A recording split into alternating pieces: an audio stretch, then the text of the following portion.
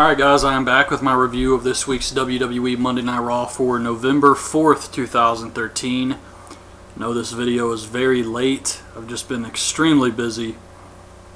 So I'm finally getting a chance to watch the show.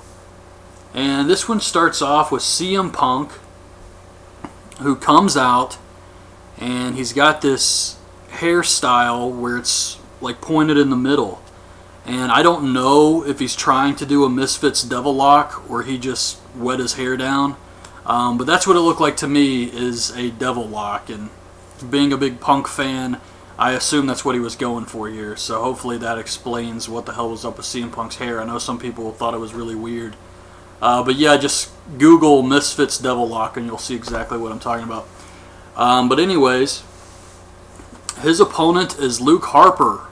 So of course the Bray Wyatt family is at ringside, and Luke Harper pretty much dominated CM Punk the entire time, but he goes for the clothesline, Punk ducks, and rolls him up for the win. And I thought it was okay. The match wasn't good by any means, really. If you want to be honest about it, it wasn't a good match, but at least it was something different. Instead of coming out and talking to start the show, they started with a match. It was a new match, Luke Harper in singles action, so I liked it. Afterwards, the Wyatt family attacks Punk. Daniel Bryan runs down to the ring with a ponytail and a chair, and they fight off the Wyatt family together in the Wyatt's retreat. Eric Rowan trips on the rocking chair.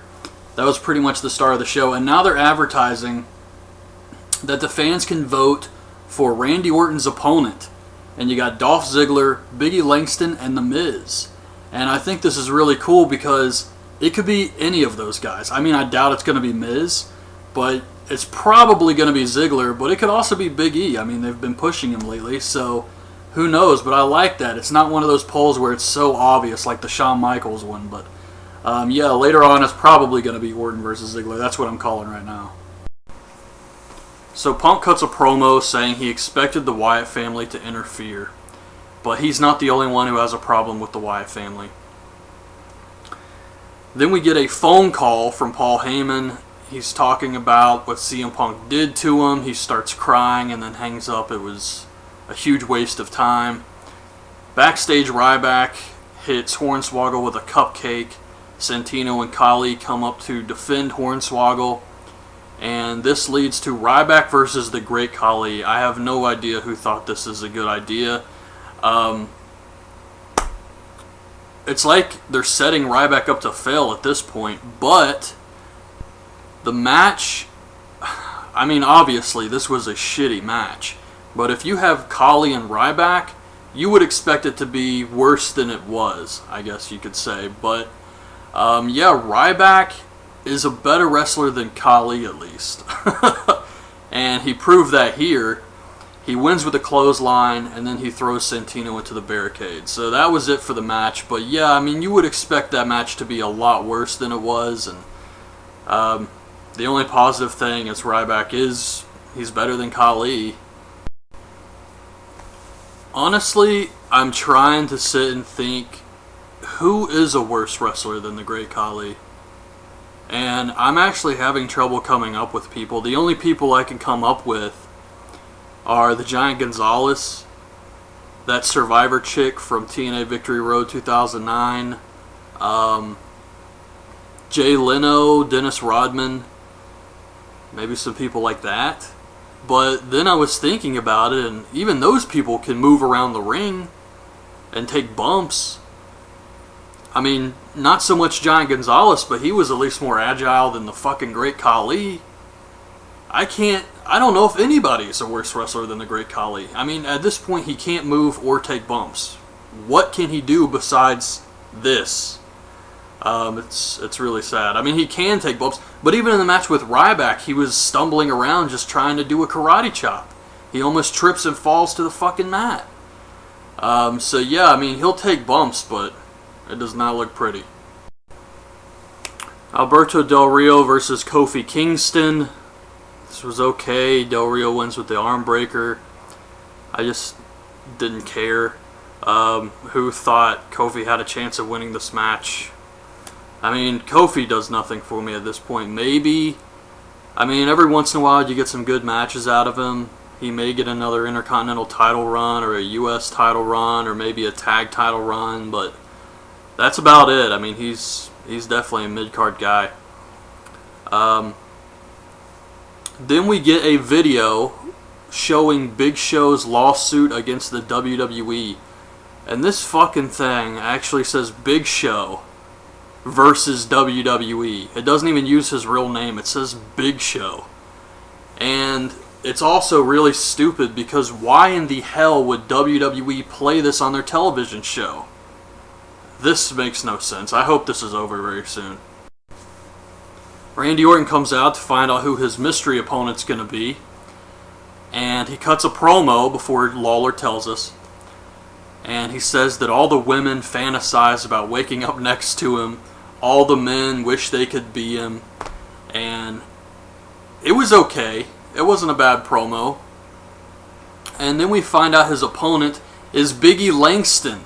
Biggie won the poll by like 75%. So Biggie comes out. They have an okay match. Actually, it was pretty good considering Biggie is still relatively new. I enjoyed the match. The crowd was really into this one. Biggie looked strong as hell. Orton does win with the RKO, but Biggie looked good here. Tyson Kidd and Natalya versus Summer Rae and Fandango. Tyson Kidd makes his big return here. Total Divas starts airing again this Sunday, I believe. So yeah, that explains why he's on Raw. And he makes Fandango tap to the sharpshooter. Nothing really special about this match. Pretty boring show actually. But then we get a promo from Damien Sandow. He's talking about how he lost his money in the bank. The Real Americans come up and they say that they're going to win their match tonight. It's going to be Sandow and the Real Americans versus Cena, Goldust, and Cody Rhodes. Cena, Goldust, Cody Rhodes versus Damien Sandow and the Real Americans. These poor guys didn't even get an entrance. They had Del Rio out there in commentary trying to build up a feud with Cena, I guess, which doesn't interest me at all. But the match was okay. Goldust hits the final cut on Antonio Cesaro for the win. Decent finish here. Match was a little slow, I have to say, in the beginning. But ended up being a pretty good match. And then we get Triple H backstage talking to Vicky Guerrero. She tells him Big Show is in the building. And he's pissed off. He thinks she let him in. But Stephanie comes up and says, no, I'm the one who let him in. The board of directors doesn't want to risk this lawsuit. They want us to settle things. And Triple H says, oh, I hate him. I gotta be honest, I'm fast forwarding through every fucking Big Show segment they've played tonight. It is just a ton of recaps for this bullshit Triple H Big Show feud. I mean, it's the entire damn show. Then we get Dolph Ziggler versus Curtis Axel. Dolph wins with a zigzag. I just woke up and this show is putting me to sleep. I don't care about this. Dolph Ziggler will probably get a title shot now, feud with Curtis Axel for a little bit. Crowd didn't care. Match was okay, but Dolph versus Curtis Axel, neither of these guys they're really doing anything with, so who gives a shit about them feuding? But yeah, there's like 40 minutes left in this show. Hopefully something good happens because this has been insanely boring for me tonight. Or this morning, rather. Daniel Bryan says the reason he attacked the Bray Wyatt family is he saw an opportunity to get some payback. And there's someone else who hates the Wyatts. So they're going to put Daniel Bryan and CM Punk together. They're going to feud with the Wyatts. It should be entertaining. Both these guys are amazing wrestlers. And hopefully the Wyatts, working with guys like Punk and Daniel Bryan, will start to improve themselves. Then we get the Usos versus 3MB. I was playing games on my phone during this match. Usos win with a splash on Heath Slater. Who cares? Then backstage, Renee Young is talking to Los Matadores. And she's like, hey, let's look at some highlights from your career in WWE so far. And it's a bunch of fucking matches against 3MB because that's all they've done. This was absolute shit. The show has been terrible. And then the Bull comes up and he's messing around with Renee Young, and they're like, hey, be careful, he's horny.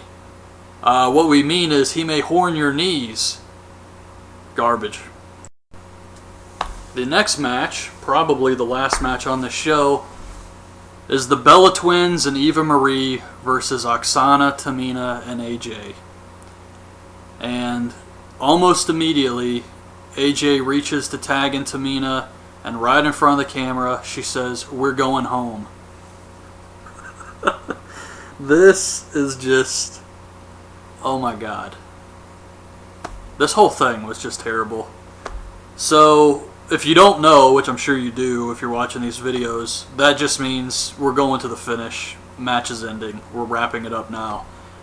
And Tamina ends up getting rolled up by Eva Marie, who did nothing in this match. I think she got clotheslined off the apron. That was about it. So Eva Marie tags herself in and rolls up Tamina for the win. Eva Marie beats Tamina. Where do they go from here? Do you honestly think you can do an Eva Marie versus Tamina match? The girl is terrible. She sucks absolute shit in the ring. She shouldn't even be in the WWE. Same thing with JoJo. You're just wasting your time. If they want to build up a girl, use Summer Rae. She at least has potential.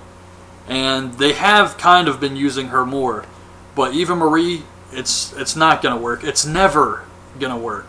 She just doesn't have the skills to back it up. She's going to go out there, the crowd's going to be dead every single time she comes out, and the matches are just going to be so bad, people are just going to shit all over them. I mean, that's exactly what's going to happen here. So, yeah, didn't care for this at all. So Big Show comes out to confront Triple H and Stephanie. And he comes out and gives them his demands. He wants his job back, so they give him his job back. Then he says he wants to be the face of the WWE. And the Shield comes out, they go to commercial. When they come back, they're not even talking about that anymore. Now they're talking about how Big Show wants a title shot against Randy Orton in a Survivor Series. But Triple H doesn't want to give him the title shot. So Big Show leaves. He's like, alright, I guess I'll just continue with the lawsuit and take everything. So Triple H is like, okay, you can have the title shot. And he says, since you're working for me again, I think you should wrestle tonight like everybody else on the roster. So it's going to be Big Show versus the Shield in a handicap match, but not just the Shield, Randy Orton. So they all gang up on Big Show, and he's fighting them off. And then Kane's music hits, and Kane comes out. It's corporate Kane. He's wearing a suit and tie. He's growing his hair back, which is weird because I thought like he couldn't grow hair past that one point. But, I mean, I guess that was his character. But, I mean, there's all types of fucked up shit with Kane's character. I mean, he was supposed to be burned and he wasn't. The list goes on and on. The voice box, you know what I'm saying. But anyways, Kane comes out. He's wearing a suit and tie. He's corporate Kane. This distracts Big Show. They beat the absolute crap out of him. Kane starts handing them chairs. They're just wailing on Big Show. And then they triple powerbomb him through a table. And that was the end of Raw. So, I enjoyed the beatdown of the Big Show, but it was still weird. It was like a huge clusterfuck of stuff happening. I like the group, the Authority, Triple H, Stephanie, Randy Orton, the Shield. Now you got Corporate Kane out there. Hopefully they can add some more members. I do like that idea. But yeah, the focus being on the Big Show. Maybe it was because the entire show seemed to revolve around Big Show. It was just too much. I mean, all they had to do was the beatdown, really. Maybe show one recap video. If they want to show the lawsuit video, that's fine. But no, they showed stuff all night. They showed that lawsuit video twice. So it was just way too much Big Show on this show. But I did like the ending. They got that across. So I guess it's going to be Big Show versus Randy Orton for the title at Survivor Series. He's going to get screwed somehow, I'm sure. But yeah, that was Raw this week. Really nothing good at all. I thought this was a pretty bad show, actually. It was just boring and nothing happening. I mean, you had to beat down the Big Show. That was it. Everything else was just really subpar this week. So anyways, that's my review. Hope you guys liked the video. Leave your thoughts on this week's show in the comments, and thanks for watching.